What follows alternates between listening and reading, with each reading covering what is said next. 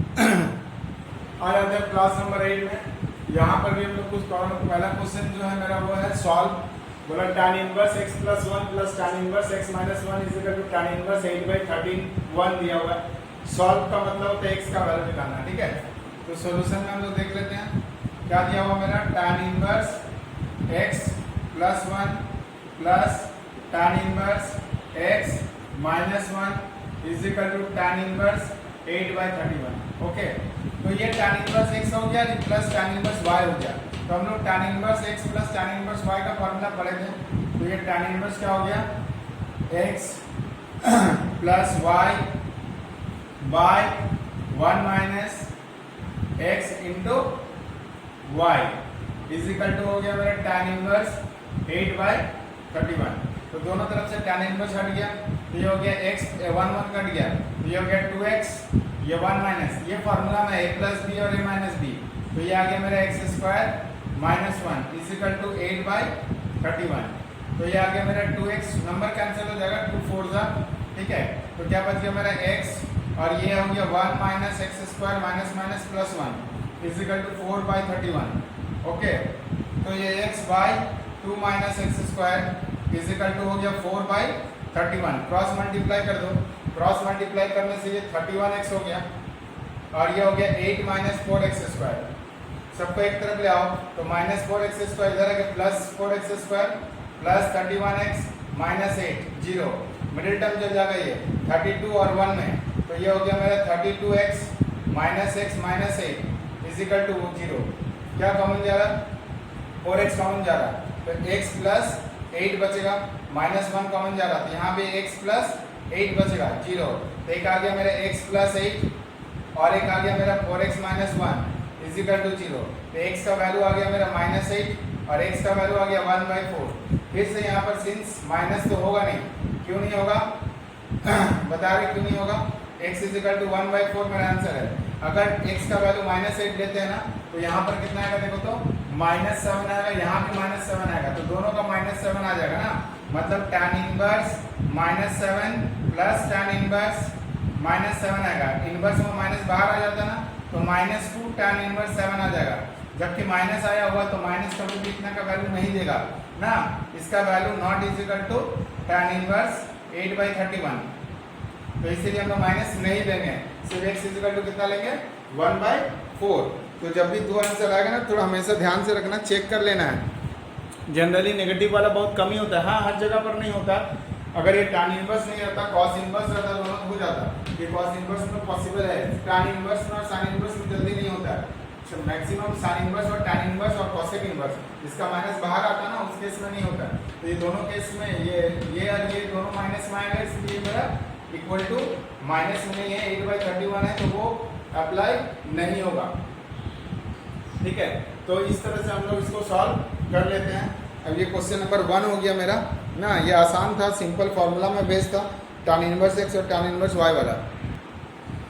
Question number 2 भी इसी तरह से है, बोला कि सॉल्व x निकालना है और tan inverse x minus 1 by x minus 2 plus tan inverse x plus 1 by x plus 2 5/4 दिया हुआ है, ठीक है। और x का वैल्यू फाइंड करना है। ये भी VBI क्वेश्चन है, हर बुक में तुमको मिलेगा और ये आता भी है। तो क्या दिया होगा, tan inverse x minus 1 by x minus 2, specially CBSE वाले लोग का मैक्सिमम टाइम ये सवाल पड़ता है।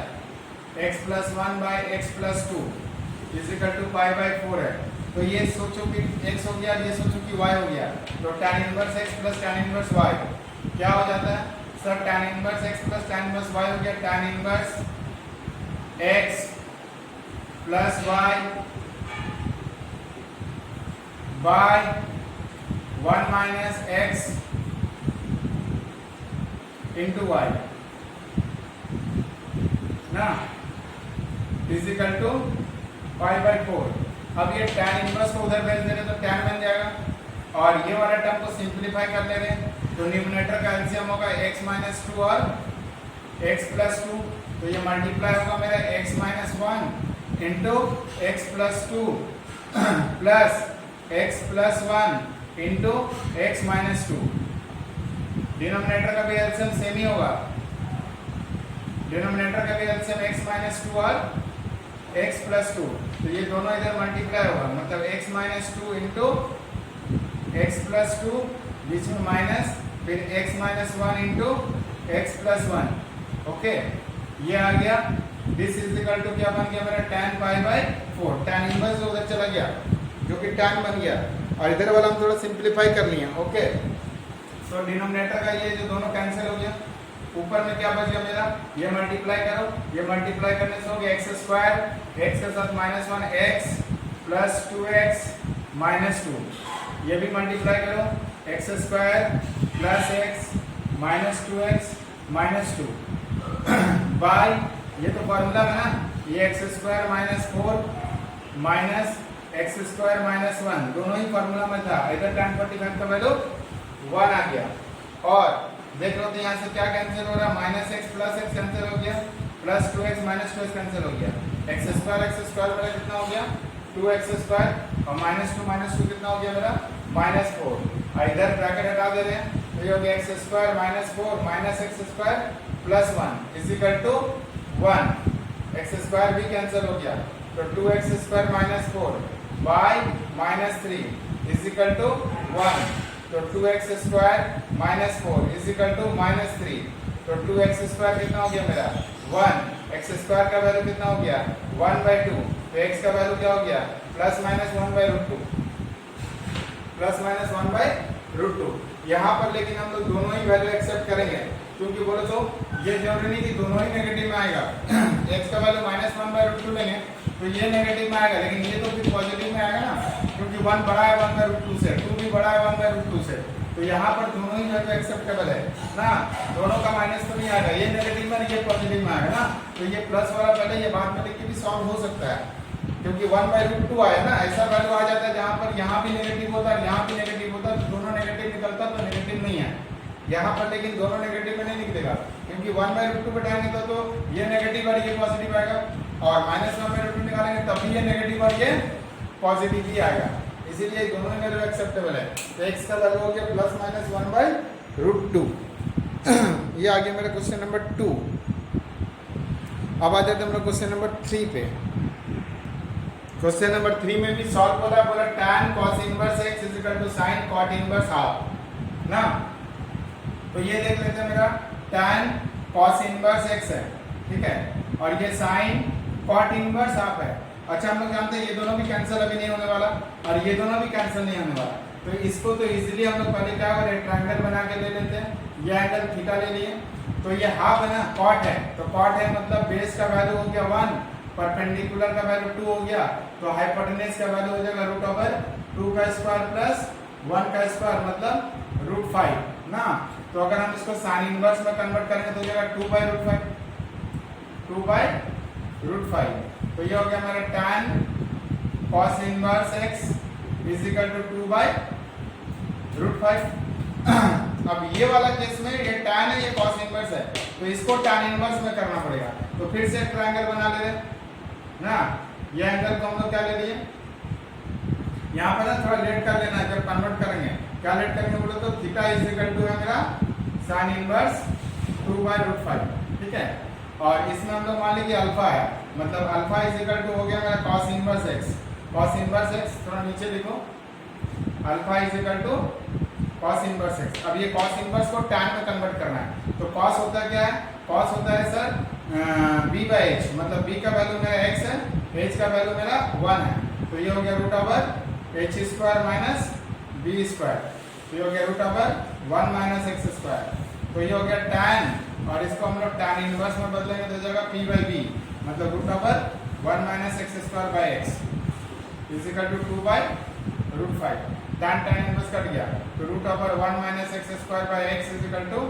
2/√5, स्क्वायरिंग कर देंगे, स्क्वायर ये हो गया 1 - x²/x², इधर हो गया 4/5, cross multiply 4x² equal to 5 - 5x², तो हो गया 9x² is equal to 5, x² is equal to 5/9, तो x is equal to plus minus √5/3, √5/3, तो इस तरह से हम लोग x का वैल्यू निकाल लिए। यहाँ पर देखना हम क्या बोले, दो बार चेंज किए हैं, एक बार cot इनवर्स को एक ट्रायंगल बना के sin इनवर्स में किए, तो sin कट गया, अभी जो cos इनवर्स था उसमें एक ट्रायंगल बना के हम लोग कॉस इनवर्स को tan इनवर्स में बदल दिया, तो tan इनवर्स भी कट गया, ये आ गया। फिर स्क्वायरिंग करके x का वैल्यू फाइंड कर लिए। तो इस तरह से हम लोग इसका भी सॉल्यूशन कर लिए। ओके, क्वेश्चन नंबर 3 का। अब आ जाते हैं हम लोग क्वेश्चन नंबर 4 में।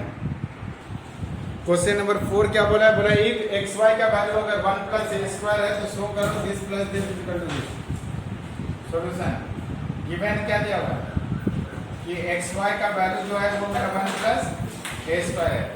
अब इसका वैल्यू इतना प्रूव करना है, left hand side tan inverse 1 by A plus X plus tan inverse 1 by A plus Y. तो ये tan इनवर्स एक्स हो गया, ये tan इनवर्स वाई हो गया। फिर से वही formula tan inverse x plus tan inverse y क्या होता है? x plus y by 1 minus xy ना। tan inverse x plus tan inverse y का फॉर्मूला लग गया, tan inverse x plus y 1 minus xy। अब सिंप्लीफाई कर लो, ये tan इनवर्स न्यूमरेटर का एलसीएम कितना हो जाएगा? a प्लस x और a प्लस वाई। तो इधर हो गया मेरा a plus y plus a plus x. इसका भी एलसीएम इधर आ गया मेरा a प्लस एक्स और ये हो गया a plus y minus 1। Denominator का देखो दोनों कैंसिल हो गए, ये और ये कैंसिल हो गया ना। तो कितना आ गया मेरा? This is equal to tan inverse x plus y और a कितना हो गया? 2 है। अब ये मल्टीप्लाई करो, ये हो गया a square plus ax plus ay plus xy minus 1। Okay, तो ये आ गया मेरा tan inverse x plus y plus 2a। ये हो गया a square plus ax plus ay। xy का वैल्यू दिया हुआ 1 प्लस ए स्क्वायर, तो यहाँ पर जो xy है ना इसका वैल्यू डाल दे रहे हैं हम लोग। इसका वैल्यू हो गया 1 प्लस ए स्क्वायर और माइनस 1। फायदा क्या हुआ? 1 1 कट गया। तो ये हो गया मेरा tan inverse x plus y plus 2a by ax ay plus 2a square. देखो नीचे से डिनोमिनेटर से a कॉमन जा रहा है, ये हो गया x plus y plus 2a। यहाँ से a अगर हम कॉमन ले लिए, भी आ गया x plus y plus 2a। ऊपर वाला कैंसिल हो गया, तो क्या बन गया? tan इनवर्स 1 बाय a, जो कि मेरा RHS था ना। तो बस यहाँ पर जो xy आया था ना, xy का वैल्यू गिवन था वो हम डाल दिए, फिर खुद से खुद बन गया। y a कॉमन ले लिए तो उसका वैल्यू आ गया। तो ये आ गया मेरा क्वेश्चन नंबर 4, जो कि मेरा प्रूविंग था ना। xy का वैल्यू दिया हुआ था और tan inverse 1 by a plus x plus tan inverse 1 by a plus y equal to tan inverse 1 by a prove करना। क्वेश्चन नंबर 5 देख लो, बोला प्रूव करो sin cosec inverse cot tan inverse x is equal to x होगा। मतलब sin cosec inverse cot tan inverse x का value x ही आना चाहिए। तो ये पीछे से स्टार्ट करना पड़ेगा इस तरह से, क्योंकि ये cot का ये एंगल है ना। तो हम लोग क्या करेंगे, ये मेरा sin है, फिर मेरा ये क्या है? cosec इनवर्स है, ये मेरा कितना है? cot, और ये tan इनवर्स x है। तो tan इनवर्स x को हम लोग cot इनवर्स x बनाना। तो ये तो बहुत आसान है, क्योंकि tan का उल्टा cot होता है। तो tan इनवर्स x को हम लोग लिख सकते हैं ना, cot इनवर्स 1 बाय x ना। अब ये cot और cot इनवर्स, यहाँ x नहीं है, cot और cot इनवर्स क्या हो गया? कैंसिल हो गया। तो क्या बच गया मेरा? sin cosec इनवर्स, ये कैंसिल हो गया, तो ये 1 बाय x आ गया। तो बच गया sin cosec inverse 1 by x। अब हम लोग जानते हैं कि cosec इनवर्स 1 बाय x जो है ना वो sin इनवर्स x होता है। तो इसका मतलब ये sin और ये मेरा sin इनवर्स x बन गया। अब sin और sin इनवर्स भी कैंसिल हो गया, कितना आ गया? x ना। तो ये बहुत आसान था। tan इनवर्स x था, सामने cot था, तो tan इनवर्स को हम लोग cot इनवर्स में बदल दिए 1 बाय x, क्योंकि tan inverse x is equal to cot inverse 1 by x होता है। ये कैंसिल हो गया, 1 बाय x आ गया। तो cosec इनवर्स 1 बाय x हो गया। तो cosec इनवर्स 1 बाय x मतलब फिर sin इनवर्स x होता है, क्योंकि cosec का उल्टा sin होता है। तो ये sin इनवर्स x हो गया, तो sin और sin इनवर्स भी कैंसिल हो गया। तो ये आ गया मेरा x। तो this is equal to RHS ना। ये थोड़ा आसान सवाल था क्योंकि इसमें जो टर्म था वो जस्ट उल्टा ही था। cot दिया था तो tan इनवर्स दिया था, sin दिया था तो cosec इनवर्स दिया था ना। हमेशा पीछे से करना पड़ेगा। नेक्स्ट क्वेश्चन 6 नंबर जो उसी तरह का सवाल है, लेकिन ना जस्ट उल्टा इस बार नहीं दिया हुआ है।